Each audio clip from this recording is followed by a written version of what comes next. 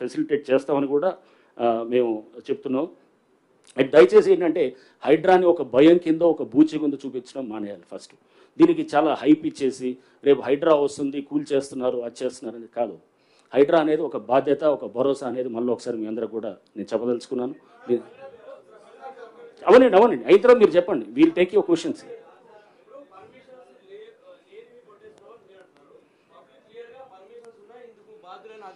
నేను అదే కదా మీకు చెప్పేది. మీకు ఇదే నేను అంటుంది, ఆ పర్మిషన్స్ ఉన్నాయని వాళ్ళు అనుకుంటున్నారు. ఆ పర్మిషన్స్ క్యాన్సిల్ అయ్యి సంవత్సరాలు అయిపోయి అది ఆల్రెడీ కేసులు అవుతున్నాయి, సస్పెన్షన్లు అయినారు, కేసులు అయిపోయినాయి, రిజిస్ట్రేషన్ కూడా ఆపించారు. ఎవరిని తప్పట్టాలి? ఆ బిల్డర్ని తప్పట్టాలి. ఆ బిల్డర్ని పట్టుకొని అడగాల్సింది పోయి, లేకపోతే డ్యూ డెలిజెన్స్ చేయకుండా మీరు వచ్చి మీరు కొలగొడుతున్నారంటే కనుక అసలు పర్మిషన్ లేని స్ట్రక్చర్ అది. రెండోది నేను ఇప్పుడు చెప్పేది అదే. ఇప్పుడు మీ అందరికీ పర్మిషన్ ఒకటి, ఇప్పుడు సర్పంచ్ తోటి గండిపేటలో సర్పంచ్ ఇచ్చారు పర్మిషన్. సర్పంచ్ అసలు పర్మిషన్స్ ఇవ్వచ్చా? లేదు కదా. పంచాయత్ సెక్రటరీ ఇవ్వాలి.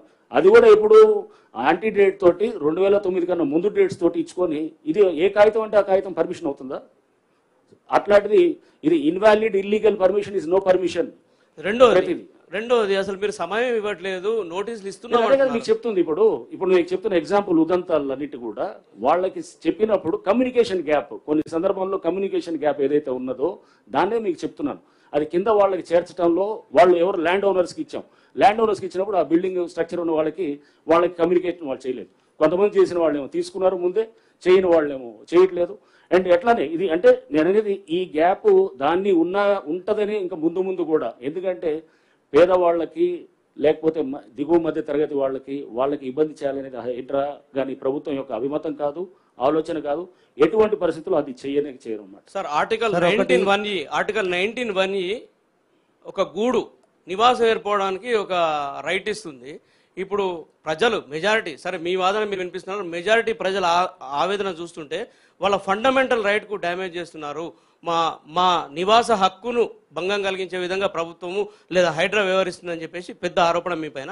జ్యూరిస్డిక్షన్ దాటి కూడా మీరు వెళ్తున్నారనేది కూడా ఇంకో ఆరోపణ. జ్యూరిస్డిక్షన్ అన్ని కూడా క్లియర్ గా మొన్న చూశాను. ఎక్కడో హైడ్రా ఏది ఇబ్రహీంపట్నంకి వెళ్ళింది అని చెప్పేసి పేపర్లో చూశాను.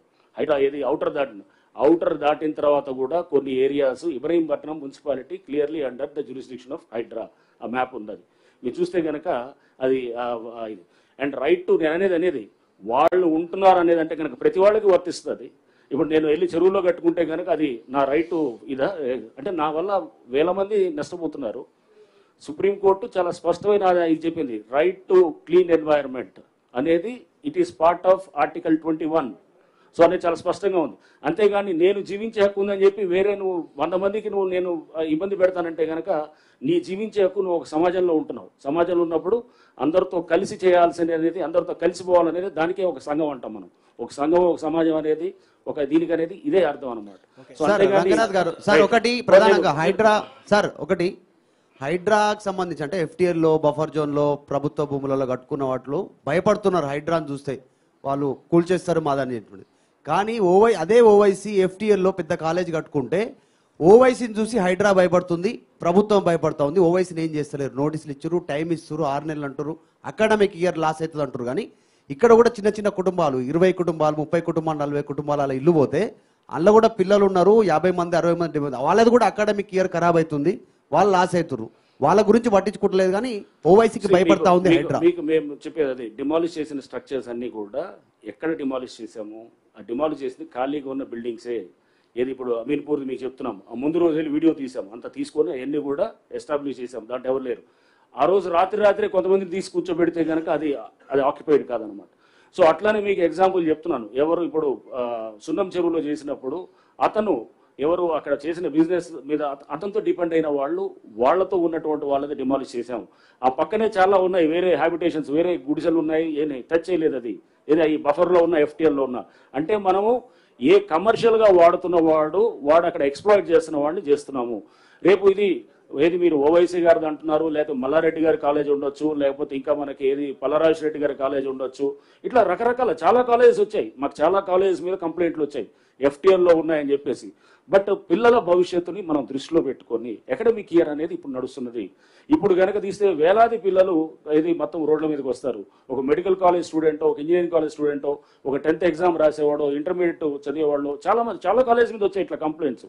రేపు తప్పకుండా అకాడమిక్ ఇయర్ అయిన తర్వాత వీళ్ళ ఎక్కడైతే గనక ఇటువంటి ఉన్నాయో కంప్లైంట్స్ వాటిని తప్పకుండా హ్యాండిల్ చేసి ఓవైసీ అసలు ఛాలెంజ్ చేస్తా ఉన్నారు హైడ్రాని ప్రభుత్వాన్ని, మీ బిల్డింగ్స్ కూల్చండి. ఓకే రంగనాథ్ గారు, మీరు మొన్నటి వరకు మీకు ప్రశంసలు వచ్చినాయి అన్నారు, నిజంగా అందరు కూడా హ్యాపీగా ఫీల్ అయ్యారు. కానీ ఈ మధ్యలో రావడానికి ప్రధాన కారణం ఏంటంటే పెద్దవాళ్ళై జన్వాడ కానీ, ఇంకొక ఎంపీ కానీ, ఇంకో మాజీ ఎమ్మెల్యే కానీ, ఎమ్మెల్సీ కానీ అన్నీ ఉన్నాయనేది అందరు చెప్తున్నారు. వాటిని వదిలేసి చిన్న వాళ్ళని పట్టుకోవడంతోనే హైడ్రా మీద అందరు కోపంగా ఉన్నారు.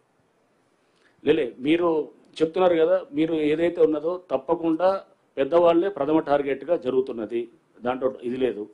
చిన్నవాళ్ళైనా కానీ కూడా మీరు చిన్నవాళ్ళు అనుకోవద్దు. మీరు ఇప్పుడు ఈ విల్లాసు డిమాలిష్ చేసినప్పుడు కనపడేది ముందు చిన్నవాళ్ళు కానీ వెనకాల ఉండేది పెద్దవాడే అనమాట. అది కూడా గుర్తుపెట్టుకో. సో చేసేది వాళ్ళు చేస్తున్నట్టు అంటే ఇటువంటి వాటికి చెక్ పెట్టాలంటే కనుక అది వెనకాల ఉండే ఆ పెద్దవాళ్ళకి అది తెలియటానికే ఇది చేసేది కూడా అనమాట. సో నేనే జన్వాడ ఇది జన్వాడ నేనేది అంటున్నాను, ఇండివిజువల్ది మీరు చెప్పి జన్వాడ అనేది doesn't come under the scope of ఏది హైడ్రా. ఎందుకంటే జన్వాడ 111 జీవో కింద ఉంటుంది కానీ 111 జీవో పరిధి మాకు రాదు. And it is out of the ఏది మాకున్నటువంటి పరిధిలోకి రావట్లేదు అది. బట్ డెఫినెట్ గా అది రేపు దాని మీద చేయాల్సిన ఏజెన్సీ వాళ్ళు తప్పకుండా అంటే ఇండివిజువల్ దీన్ని చేసేది. రేపు మేము సైలెంట్ గా ఉన్నామని ఎందుకు అనుకుంటున్నారు? చాలా గ్రౌండ్ వర్క్ కూడా జరుగుతుంది, చాలా బ్యాక్గ్రౌండ్ వర్క్ కూడా జరుగుతుంది. చేసినప్పుడు సరైన టైంలో మీరు చూస్తారు. ఇదంతా 4 రోజులు ఉండేటటువంటి మీరు అనుకుంటారు ఏమి సైలెంట్ గా ఉన్నారు, ఇది చేయట్లేదు పెద్దవాళ్ళ మీద అని. రేపు ఎప్పుడో మళ్ళీ సడన్ గా ఒక రోజు ఏది మీరు పెద్ద 2 మంచి పడంగానే అప్పుడు మీరే అంటారు అనమాట, అరే సార్ సైలెంట్ ఏం కాదు అని చెప్పి మీరే అంటారు, లేదా ప్రభుత్వం సైలెంట్ కాదని అంటారు. సో ప్రభుత్వం కానీ అందరూ కూడా దీనికి పూర్తిగా సీఎం గారు పలు సందర్భాలు చెప్పారు. ఎవరైతే కనుక ఇప్పుడు ఫామ్ హౌసెస్ కూడా చాలా చూస్తున్నాం, ఏది మన ఉస్మాన్ సాగర్, హిమాయత్ సాగర్ చుట్టూ, ఉస్మాన్ సాగర్ చుట్టూ డిమాలిష్ చేశాం. అట్లా హిమాయత్ సాగర్ చుట్టూ కూడా దానికి కొంత ఏంటంటే ఇంకా నోటిఫికేషన్ దాని విషయంలో కొంత సందిగ్ధత ఉంది కాబట్టి దాంతో సార్ 1 minute సార్.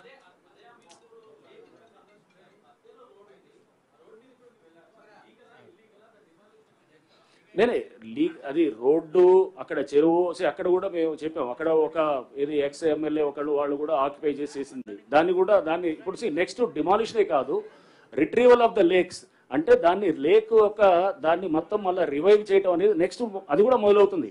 రేపు ఈ వారం 10 రోజుల్లో కూడా ఒక వర్క్ షాప్ కూడా ఆల్రెడీ నిన్న కూడా మేము కొంతమంది ఎన్వైరన్మెంటలిస్ట్ పిలిచాము, వాళ్ళతో సజెషన్స్ తీసుకుంటున్నాం. ఎట్లా మనం ఇన్లెట్ నాలాస్ ఇన్ఫోసిస్ వాళ్ళు అద్భుతంగా బెంగళూరులో ఒక లేక్ని వాళ్ళు రివైవ్ చేశారు. ఇన్లెట్ నాలాస్ ప్లస్ దానికి మొత్తము ఏది ఆ చెరువుని చేసి పూర్తిగా దాన్ని ఒక లైవ్ లేక్గా తయారు చేశారు. మనం కూడా అలాంటివి చేయడానికి మనం చాలా సజెషన్స్ తీసుకోవడానికి ఆ వెనకాల చాలా బ్యాక్గ్రౌండ్ వర్క్ జరుగుతుంది. మీరు జరుగుతుందని అనుకోవట్లేదు.